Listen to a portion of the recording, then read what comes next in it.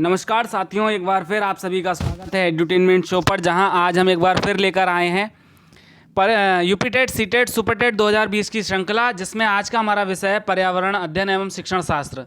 देखिए, आज जैसा कि आप सभी को पता है 16 सितंबर है। 16 सितंबर जो है विश्व इतिहास में ओजोन दिवस के रूप में मनाया जाता है। तो जो आज की हम वीडियो लेकर आए हैं, इसमें हम केवल और केवल ओजोन दिवस के विषय पर चर्चा करेंगे कि ओजोन होता क्या है और क्या इसके विषय में मतलब क्या इसके लाभ हैं, क्या इसकी हानियां हैं, क्या इसके ऊपर संधियां हुई हैं। तो तमाम सारे मुद्दों को इस वीडियो में कवर करेंगे। तो वीडियो को शुरू से लेकर अंत तक पूरा देखिए। और अगर आप हमारे चैनल पे नए हैं तो हमारे चैनल को सब्सक्राइब करके एक बार बेल आइकन जरूर दबा दें, जिससे आने वाली वीडियोज़ का नोटिफिकेशन आपको मिलता रहे। तो आइए हम आज की वीडियो शुरू करते हैं। देखिए, ओजोन का एक पहले परिचय ले लेते हैं कि ओजोन है क्या। देखिए, ओजोन जो है O3, इसका फॉर्मूला होता है केमिकल फार्मूला O3, मतलब 3 ऑक्सीजन के अणुओं से मिलकर बनती है ओजोन। तो ऑक्सीजन के 3 परमाणुओं से मिलकर बनने वाली एक गैस है जो वायुमंडल में बहुत कम मात्रा, कितनी मात्रा है इसकी, 0.02%, बहुत कम होती है। यह तीखे गंध वाली अत्यंत विषैली गैस है। जमीन के सतह के ऊपर अर्थात निचले वायुमंडल में एक खतरनाक दूषक है। ध्यान दीजिएगा, दूषक। जबकि वायुमंडल के ऊपरी परत ओजोन परत के रूप में यह सूर्य के परावैंगनी विकिरण से पृथ्वी पर जीवन को बचाती है, जहां इसका निर्माण ऑक्सीजन पर परावैंगनी किरणों के प्रभाव स्वरूप होता है। ओजोन ऑक्सीजन का एक अपर रूप है। यह समुद्री वायु में उपस्थित होती है। ऑक्सीजन का एक मंद शुष्क धारा नीरव विद्युत विसर्जन से गुजरे जाने पर ओजोन में परिवर्तित होती है। देखिए, इसको हम समझ लेते हैं कि ओजोन है क्या एक्चुअल में। देखिए, अगर ओजोन की हम केमिकली बात करें तो 3 ऑक्सीजन के अगर अणु आपस में मिल जाए तो वहाँ ओजोन बन जाती है। ठीक, अगर इसी की हम बात करें वायुमंडल के निचले स्तर में जहां हम रहते हैं, अगर वहां पर ओजोन पाई जाएगी तो निश्चित रूप से ये बहुत बड़े दूषक का काम करती है, एक पॉल्यूटेंट का काम करती है। ठीक है दोस्तों, और यही जब वायुमंडल की ऊपरी परत में पहुंच जाती है, जिसको हम बोलते हैं ओजोन लेयर और ओजोन परत, तो वहां पर ये हमारे लिए रक्षक का काम करती है, प्रोटेक्टर का काम करती है। ये सूर्य से आने वाली परावैंगनी किरणों को क्या करती है, अवशोषित कर लेती है, उन्हें बाद में रिफ्लेक्ट बैक कर देती है। तो ये हमारे लिए रक्षक और भक्षक दोनों का काम करती है, बशर्ते कंडीशन यहाँ पे एक अप्लाई होती है कि हम इसका किस तरह से उपयोग करना चाहते हैं। ठीक है दोस्तों, और इसका निर्माण कैसे होता है, जब ऑक्सीजन की एक मंद शुष्क धारा नीरव विद्युत विसर्जन से गुजरे जाने पर ओजोन में, देखिए ऑक्सीजन की जब धारा को विद्युत विसर्जन से जब पास कराते हैं तो वो क्या है, ओजोन में कन्वर्ट हो जाती है, मतलब उसका विद्युत अपघटन हो जाता है ऑक्सीजन का, वो कन्वर्ट हो जाती है ओजोन में। ठीक है दोस्तों, आगे बढ़ते हैं ओजोन परत के विषय में। देखिए, ओजोन परत क्या है। ओजोन परत पृथ्वी की वायुमंडल की एक परत है जिसमें ओजोन गैस की सघनता अपेक्षाकृत अधिक होती है। ओजोन परत के कारण ही पृथ्वी पर जीवन संभव है। ये बहुत बड़ी बात कह दी, मतलब बहुत बड़ी बात है वास्तव में कि अगर ओजोन परत ना हो तो शायद इस पृथ्वी पर जीवन संभव ना होने पाए। यह परत सूर्य के उच्च आवृत्ति के परावैंगनी प्रकाश की 93.99% मात्रा अवशोषित कर लेती है, जो पृथ्वी पर जीवन के लिए हानिकारक है। पृथ्वी के वायुमंडल का 91% से अधिक ओजोन यहाँ मौजूद है। देखिए, अब 2 चीज़ें यहाँ पे आई हैं कि 93 से 99% ओजोन का अवशोषण कर लेती है, मतलब बहुत कम मात्रा जो है परावैंगनी किरणों की बहुत कम मात्रा पृथ्वी तक आ पाती है। दूसरी बात यह है कि जो ओजोन परत में ओजोन की मात्रा है वो पूरे वायुमंडल का 91% है। ठीक है, तो कहने का मतलब ये हुआ कि 99% ये परावैंगनी किरणों को अवशोषित कर लेती है अपने अंदर। अगर आप सोचिए ये ओजोन लेयर ना होती है, वो 99% किरणें अगर पृथ्वी तक आ जाती तो आप कल्पना करके देखिए कि क्या जीवन संभव हो पाता, नहीं हो पाता। यह मुख्यतः स्ट्रेटोस्फीयर के निचले भाग में पृथ्वी की सतह के ऊपर लगभग 10 से 50 किलोमीटर की दूरी तक स्थित है। देखिए, संताप मंडल जिसको संताप मंडल में 10 से लेकर 50 किलोमीटर की रेंज है, उसमें ये स्थित होती है।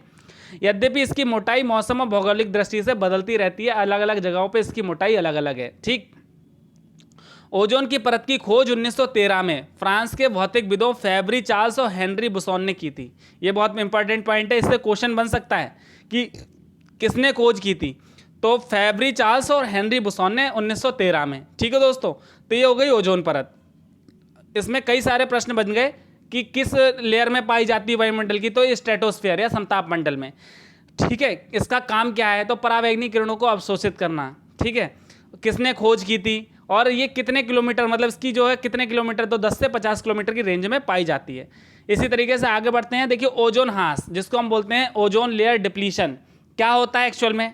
देखिए ओजोन ह्रास या ओजोन अपक्षय जिसको हम बोलते हैं ओजोन डिप्लीशन की दो अलग लेकिन संबंधित प्रेक्षणों का वर्णन करता है। 1970 के दशक के बाद से पृथ्वी के समताप मंडल में ओजोन की कुल मात्रा में प्रति दशक लगभग 4% की धीमी लेकिन स्थिर कमी आ रही है और समान अवधि के दौरान पृथ्वी के ध्रुवीय क्षेत्रों के ऊपर समताप मंडल में ओजोन में अधिक लेकिन मौसमी कमी आ रही है। देखिए इसको समझ लीजिए क्या हुआ, जब बहुत सारे प्रेक्षण किए गए, प्रयोग किए गए, निष्कर्ष मतलब शोध किए गए, तब ये निष्कर्ष निकला कि ओजोन की जो मात्रा है उसमें प्रति वर्ष जो है 4% की कमी आ रही है, जो कि कह सकते हैं एक बहुत भयंकर घटना है प्राकृतिक दृष्टि से इसको देखा जाए। इसका देखिए दुष्परिणाम इसके तात्कालिक नहीं होते हैं, इसके दुष्परिणाम बहुत दूरगामी होते हैं और निश्चित रूप से जो आने वाली पीढ़ियां हैं इससे अवश्य प्रभावित होंगी अगर ओजोन का संरक्षण नहीं किया गया।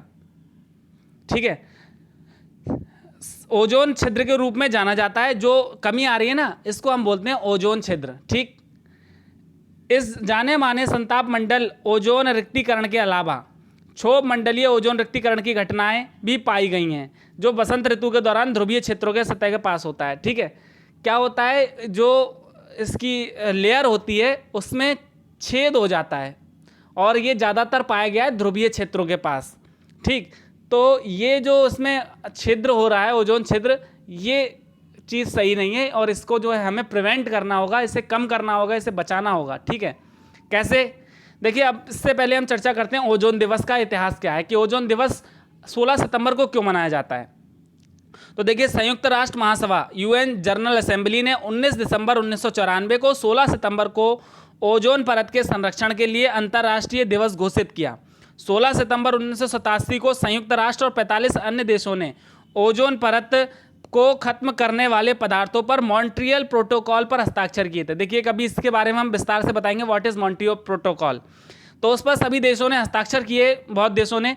मॉन्ट्रियल प्रोटोकॉल का उद्देश्य ओजोन परत की कमी के लिए जिम्मेदार पदार्थों के उत्पादन को कम करके ओजोन परत की रक्षा करना है। 16 सितंबर 1995 को पहली बार विश्व ओजोन दिवस मनाया गया। देखिए बात को अगर सिंपल से समझें हम तो यूएन ने कई देशों का जब इस पे समर्थन मिला तो एक मॉन्ट्रियल प्रोटोकॉल का निर्माण किया गया, उस पर सभी देशों के हस्ताक्षर किए गए।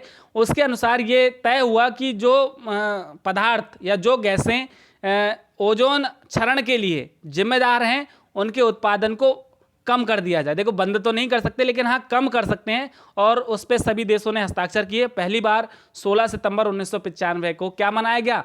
वर्ल्ड ओजोन डे, विश्व ओजोन दिवस मनाया गया। बढ़ते हैं अगले ओजोन दिवस 2020 के विषय में। देखिए अब जो ओजोन दिवस 2020 है उसकी थीम क्या है, उसका विषय क्या है, उस पर चर्चा कर लेते हैं। देखिए लोगों को ओजोन परत के महत्व, पर्यावरण पर पड़ने वाले उसके असर के बारे में जानकारी देने के लिए हर साल 16 सितंबर को विश्व ओजोन दिवस मनाया जाता है। इस साल आयोजित होने जा रहे विश्व ओजोन दिवस की थीम है जीवन के लिए ओजोन, ओजोन परत संरक्षण के 35 साल। आपको बता दें इस बार वैश्विक ओजोन परत संरक्षण के 35 साल पूरे हो रहे हैं। देखिए बिल्कुल 1995 से अगर आप ऐड करेंगे तो 35 साल निश्चित रूप से पूरे हो रहे हैं। तो इसकी थीम वही रखी गई है कि जीवन के लिए ओजोन, ओजोन परत संरक्षण के 35 साल। तो देखिए इस ओजोन दिवस पर हम लोग अगर बहुत ज़्यादा कुछ नहीं कर सकते तो इतना प्रतिज्ञा ले सकते हैं कि पर्यावरण संरक्षण के लिए जो हमारा योगदान है वो हम निश्चित रूप से करेंगे और ये हम सबका दायित्व है, इसको हमें निर्वहन करना होगा। ठीक, अब हम बात करते हैं मॉन्ट्रियल प्रोटोकॉल की। What is Montreal protocol? देखिए मॉन्ट्रियल प्रोटोकॉल क्या था? ओजोन परत को क्षीण करने वाले पदार्थों के बारे में, मतलब ओजोन परत के संरक्षण के लिए वियना सम्मेलन में पारित प्रोटोकॉल। ये जब वियना में एक सम्मेलन हुआ था उसमें इसको पारित किया गया था, मतलब मुहर नहीं लगी थी लेकिन हाँ इसको पारित कर दिया गया।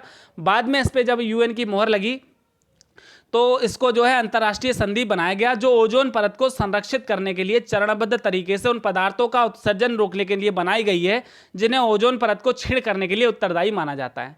ठीक है, बहुत सारी गैसें हैं, अभी हम आपको बताएंगे कौन सी वो गैसें हैं जिससे ये ओजोन क्षरण हो रहा है। तो उनका उत्पादन रोकने के लिए चरणबद्ध तरीके से ये संधि बनाई गई और इस पे कई देशों ने हस्ताक्षर भी किए। इस संधि को हस्ताक्षर के लिए 16 सितंबर 1987 को खोला गया था और यह 1 जनवरी 1989 में प्रभावी हुई, जिसके बाद इसकी पहली बैठक मई 1989 में हेलसिंकी में हुई। तो बड़ा लंबा प्रोसीजर रहा और अंत में जो है 5-6 सालों के बाद जाकर इसको प्रभावी किया गया और 16 सितंबर 1995 से वर्ल्ड ओजोन डे मनाया गया। देखिए इसमें क्या किन चीज़ों पर रोक लगाई गई। सीएफसी आप सभी जानते होंगे, कार्बन फ्लोरोकार्बन और अन्य क्लोरीन, फ्लोरीन और कार्बन और अन्य कारक पदार्थ, सामान्यतः ओजोन रिक्तीकरण पदार्थ, ऑट्स बोलते हैं इन्हें, ओजोन डिप्लीटिव सब्सटेंस ऑट्स बोलते हैं, कहलाते हैं। चूंकि ओजोन परत परावैंगनी प्रकाश के सबसे हानिकारक अल्ट्रावायलेट रेज, जिसकी तरंगदैर्घ्य होती है 270 से 315 नैनोमीटर, को पृथ्वी के वायुमंडल में प्रवेश करने से रोकता है। ओजोन में कमी इसी कारण से पूरी दुनिया में एक चिंता का विषय बना हुआ है। देखिए जो परावैंगनी किरणें हैं उनका प्रभाव आपको प्रत्यक्ष रूप से नहीं दिखेगा आंखों से कि भाई उसका क्या प्रभाव है, लेकिन उसका अप्रत्यक्ष प्रभाव क्या होता है हम अभी आपको बताएंगे। उससे इतनी सारी बीमारियां और तमाम तरीके की परेशानियां जो है होती हैं अल्ट्रावायलेट रेस से। तो अगर ओजोन लेयर डिप्लीशन होता रहा तो निश्चित रूप से परावैंगनी किरणों की आने की जो दर है बढ़ती रहेगी और जो घातक बीमारियां हैं वो जन्म लेती रहेंगी। ठीक है, तो इसलिए मॉन्ट्रियल प्रोटोकॉल को अपनाया गया, जिसके अनुसार सीएफसी और हेलॉन के उत्पादन तथा अन्य ओजोन रिक्तीकरण रसायनों जैसे कार्बन टेट्राक्लोराइड, ट्राइक्लोरोइथीन के उत्पादन पर रोक लगा दी गई। ऐसा संदेह है कि कई प्रकार के जैविक परिणाम जैसे त्वचा कैंसर में वृद्धि, पौधों की क्षति, समुद्र के प्रकाश क्षेत्र में प्लैंकटन की आबादी में कमी, ओजोन रिक्तीकरण के कारण बढ़ी हुई परावैंगनी किरणों की वजह से हैं। तो बिल्कुल निश्चित रूप से जो ओजोन छिद्र बढ़ रहा है तो उसकी वजह से परावैंगनी किरणों के आने की दर भी बढ़ रही है और उसकी वजह से ये तमाम सारी बीमारियां या तमाम सारे दुष्प्रभाव आपको देखने को मिल रहे हैं। ठीक है, तो हमारा क्या दायित्व है कि जो गैसें हैं जैसे सीएफसी हो गई, ठीक, उसके बाद आपका देख लीजिए ट्राइक्लोरोएथेन, टेट्राक्लोराइड, ठीक है, बहुत सारे और पदार्थ हैं, तो इनका प्रयोग हमें कम करना होगा। ठीक है, अब इनका प्रयोग कहाँ होता है, बहुत सारे देखिए जितने भी आपके इलेक्ट्रॉनिक इंस्ट्रूमेंट्स हैं, फ्रिज हो गया, एसी हो गया, इन सब से ये गैसें निकलती हैं। तो देखिए इनका प्रयोग हम कम तो कर सकते हैं। अब इसके दुष्प्रभाव क्या है इस पर चर्चा कर लेते हैं। ग्लोबल वार्मिंग, आप सभी ने सुना होगा, ग्लोबल वार्मिंग बहुत अच्छा वर्ड लगता है, लेकिन ये इसका जो प्रभाव है वो बहुत ज़्यादा खराब है। कैसे? वैश्विक तापन का सामान्य अर्थ पृथ्वी के औसत ताप में वृद्धि से लिया जा सकता है। ठीक है, वैश्विक तापन मतलब ग्लोबली वार्मिंग, पूरा वर्ल्ड गर्म हो रहा है, मतलब वैश्विक तापन का अर्थ हो गया औसत तापमान में वृद्धि। तो पिछले 200 वर्षों में पृथ्वी का तापमान 0.74 डिग्री सेंटीग्रेड की दर से बढ़ा है। पृथ्वी के तापमान का बढ़ना वैश्विक तापन का मुख्य मापक है। वैश्विक तापन को विश्व भर में सबसे बड़े खतरे के रूप में देखा जा रहा है और इसके खतरे ऐसे हैं कि विश्वास मानिए कि अगर उसने भयंकर रूप ले लिया तो शायद पृथ्वी पर जीवन ही मुश्किल हो जाए। देखिए आप छोटे छोटे उदाहरण देख लीजिए, ग्लेशियर पिघलने लगे, बहुत सारी ऐसी बीमारियां हैं जो इसकी वजह से बढ़ रही ग्लोबल वार्मिंग की वजह से। तो क्या है इसका? वैश्विक तापन होने का प्रमुख कारण सूर्य से प्राप्त ऊष्मा का पृथ्वी पर अधिकतम संग्रहण है।